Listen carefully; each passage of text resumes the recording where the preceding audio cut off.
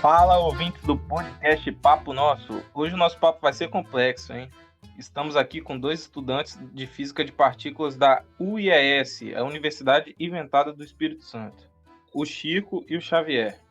Opa, sou Chico, estudante orgulhoso de física, mais especificamente de física de partículas, e fico aos prantos pelo corredor com muito orgulho. Opa, tudo bom, galera? Eu sou o Xavier, também sou aluno de Física de Partículas aí da UIES. Inclusive, esse ano peguei turma junto com o Chico e tamo junto aí. Mas então, galera, o que é física de partículas especificamente assim? Porque mecânica e cinemática a gente até conhece, mas física de partículas já não é tão conhecida assim entre os ouvintes também, né? Então explique aí para todo mundo saber o que é mais em específico. Então, Gilson, lembra do átomo que a gente achava ser uma parte fundamental no invisível? Sim. E depois a gente veio a descobrir que é formado por um núcleo de nêutrons e prótons, além de elétrons? Sim. Então, a física de partículas se dedica a estudar especificamente essas partículas subatômicas e a formação delas, porque além da divisão entre nêutrons, prótons e elétrons, a gente tem divisão, por exemplo, entre os nêutrons e prótons, que são formados por quarks, e como é a dinâmica entre esses quarks. Ainda não temos um modelo que compreenda tudo muito bem, até porque é uma área em desenvolvimento até hoje. Mas tem um modelo muito bom atualmente, que é o modelo padrão. Sim, cara, o modelo padrão ele é incrível para descrever as partículas elementais e a interação entre elas. Ele é muito interessante que o modelo padrão, ele existe em dois tipos de partículas, as de matérias e as que são os quarks e os leptons, e as de força.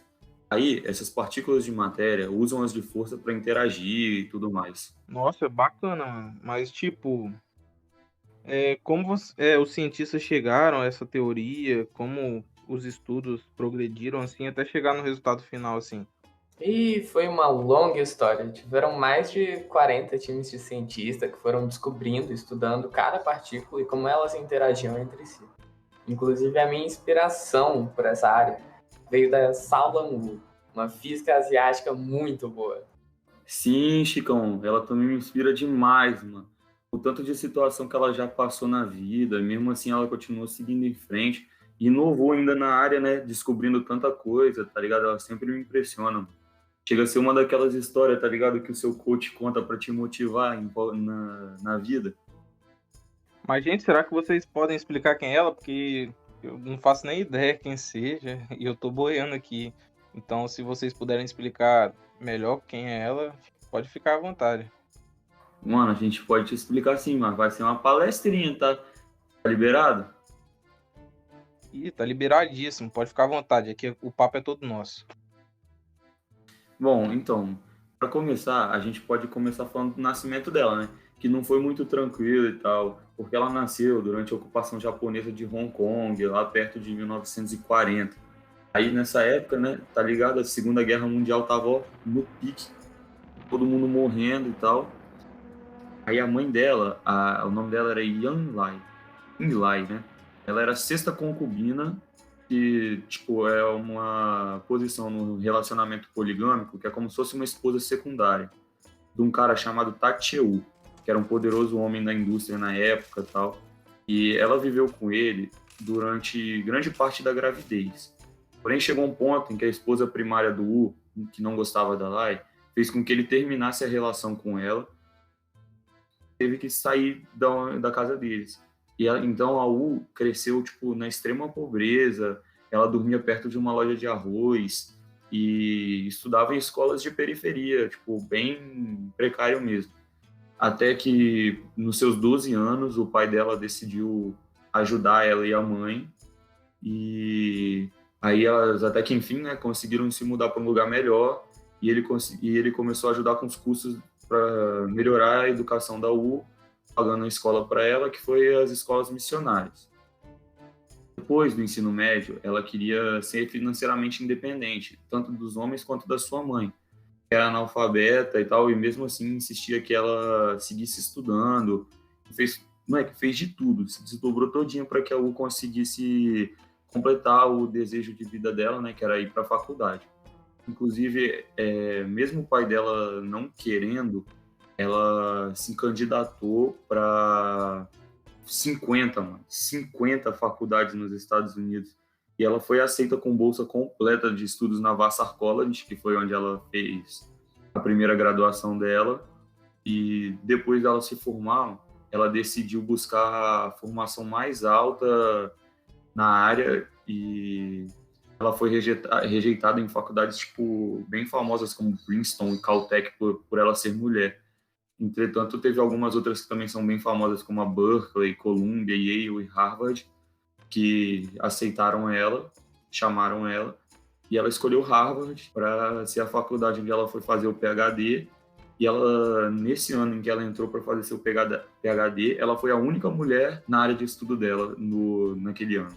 Nossa, mano, ela literalmente foi a única mulher a fazer o PhD no ano e ainda antes foi rejeitada em todas as universidades somente pelo fato de ser mulher. Sim, nossa, foi cada justificativa. Na época, Princeton só estava aceitando as esposas dos alunos homens e Caltech rejeitou ela por não ter dormitórios femininos e que só selecionavam mulheres em raras exceções. Mas enfim, depois de ela se graduar em Harvard no ano de 1970, ela aceitou uma oferta feita pelo MIT para uma posição associada à pesquisa, que levou ela a descobrir, junto com seu time, um quarto tipo de quark, chamado Charm Quark, em 1974. Essa descoberta é referida como Revolução de Novembro pela ajuda ao desenvolvimento do modelo padrão de física de partículas, que é o que a gente citou anteriormente. Inclusive, a gente pode reparar como é relativamente recente, né? 1974 não tem tanto tempo assim. Realmente. Em 1977, a Universidade de Wisconsin-Madison a contratou como professora assistente e, após 2 anos sendo membro da faculdade, ela liderou o time à descoberta de gluon, uma partícula elementar que ajuda a segurar quarks juntos, o que levou ela a receber o prêmio de European Physical Society para a física de alta energia em 1995, além de uma variedade de prêmios e honras, como o Outstanding Junior Investigator Award pelo Departamento de Energia dos Estados Unidos em 1980 e ter se tornado membro da American Physical Society em 1992 e da American Academy of Arts and Sciences em 1996. Mais recentemente, em 2012, ela participou de um time na Organização Europeia para Pesquisa Nuclear que identificou o que parece ser a partícula Higgs-boson, que é o componente que falta no modelo padrão de física de partículas. Porém, ainda não foi comprovado e falta algum estudo. Nossa, realmente é uma história muito boa, mano. Sim. Tem mais alguma coisa aí? Mano, na moral, eu só queria saber de onde veio tanta força de vontade, cara, para fazer tudo isso. Porque além dela já ter sofrido muito preconceito por ser mulher, como a gente falou, ela deve também ter sofrido xenofobia, né, mano?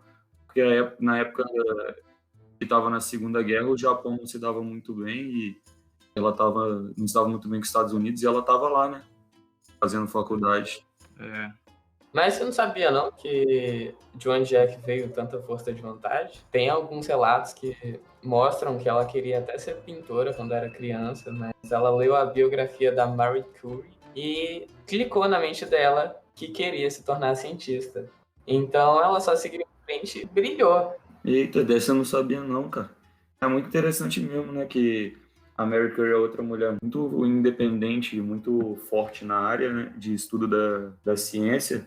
E é muito bom saber disso, porque você vê como uma mulher ganhando força e chegando longe nessa área pode incentivar outras a fazer o mesmo e não acuar para conseguir o que quer. Realmente ela teve muito sucesso, né, na carreira. Hoje é muito conhecido e serve de inspiração, né, para, por exemplo, vocês aí estudando física, tem ela como um exemplo, né, uma inspiração. Uma mulher que foi bastante batalhadora, um exemplo de vida incrível. Então, a entrevista de hoje não foi com um coach real, motivador, né, mas todos os ouvintes tiveram essa história que foi incrível, realmente, também me tocou realmente como um aprendizado, né? Que eu não conhecia essa mulher, mas deu para ver que a história dela é incrível, foi muito batalhadora e buscou o sonho dela. E a gente vai ter que encerrar por aqui, porque essa semana o nosso estúdio vai ser usado para outro podcast daqui a pouco, mas todos sabem que o papo é nosso, né?